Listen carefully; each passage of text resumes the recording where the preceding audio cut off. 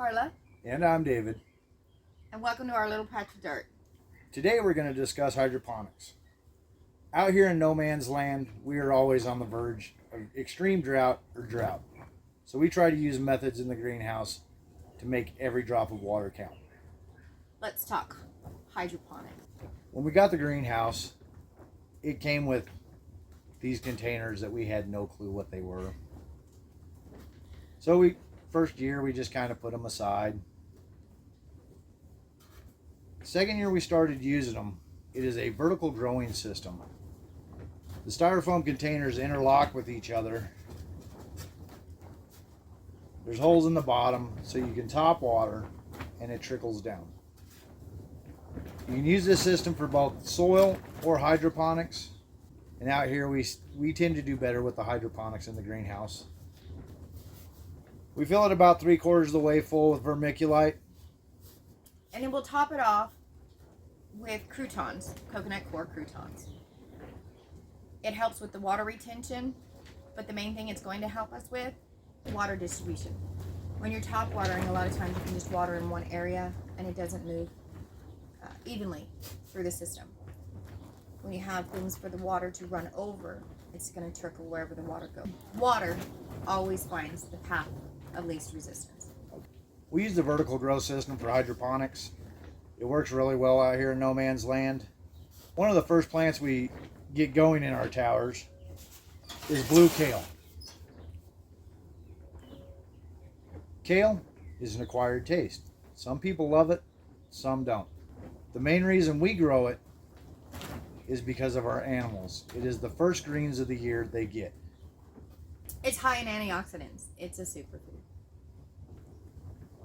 I like it. I love it. I can take it or leave it.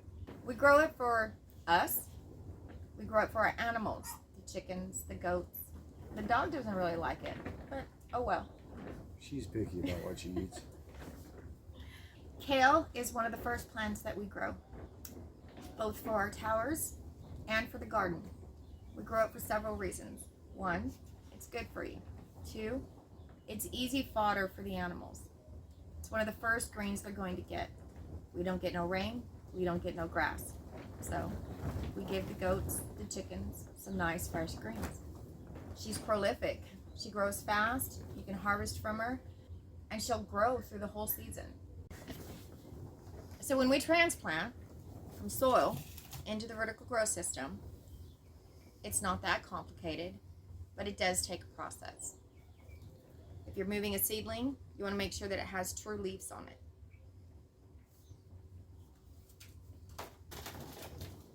You're going to break the soil loose from the roots. Normally it's not that hard, but you want to get as much of the actual soil off because it's going into a neutral medium.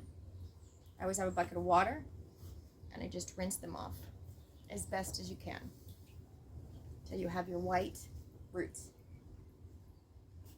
I then take it, clear a corner, you see, dig down and pull it right back up to the crown. With kale, there are several varieties. You can get dwarf kale. I would put 4 in a tower. This is blue kale. Blue, I'm only going to put 2 per square on each tower. If you're doing dwarf, you can go ahead and do 4, but dinosaur kale, hang that out in the garden. It's just going to get too big. The root mass and the stalk. There's many things you can do with kale. You can eat it green in your salad. That's the way I prefer it. If you like mustard greens, you can cook them like you would cook mustard greens. Or you can dehydrate them and make them into chips.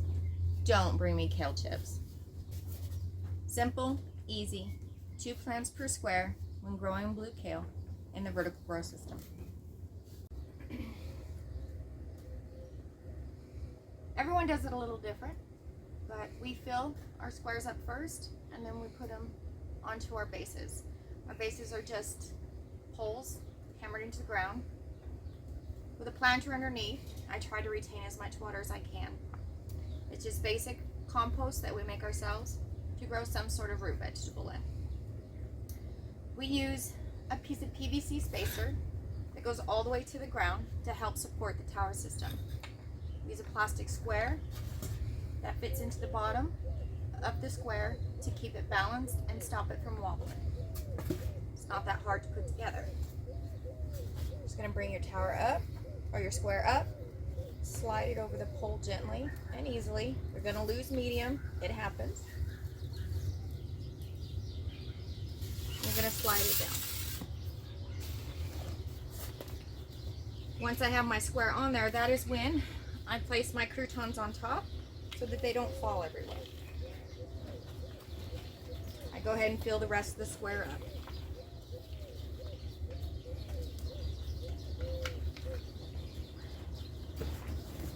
Rinse and repeat.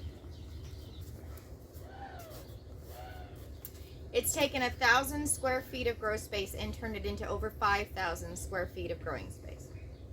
So once we figured out the vertical grow system, we found out that it helps us leaps and bounds.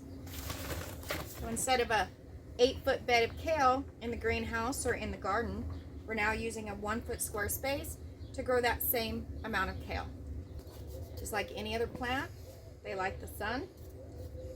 The benefit of this is all I have to do is come in, rotate my plants around, and they're going to get even sunlight.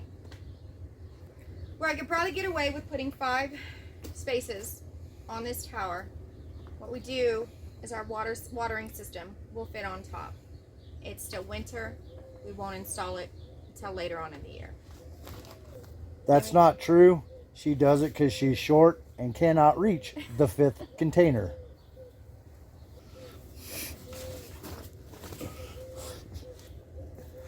Just wait till I have pepper plants and you'll see me on my ladder. The next step you're going to take is you're going to water your tower. Like I said, we have a system that we get installed in spring, but it's winter. There's no point. Water freezes. Final step is to water your tower. We use a basic compost tea. Take our compost, we put it through a paint strainer. It's highly nutritious for your seedlings, and it's economical. Once the tower is established, it takes roughly 2 gallons a week to get good production out of this plant. Whereas if I'm in the garden, it's going to take 20 plus gallons of water to get the same production rate. We like to do a root crop in the base of our towers. It gives us that much more growing space. And since we don't recirculate the water in the towers, it doesn't go to waste. And out here in no man's land, we try to save every drop of water we can. If you have any comments, questions, post them below and we'll get back to you as soon as we can. I'm David. And I'm Carla. And this isn't very stable, but that's okay. I'm David. And I'm Carla. And thank you for visiting our little patch of dirt. Anytime you want to take a peek, just let us know. If you like our videos, give us a like. Or subscribe. Thank you. Bye-bye.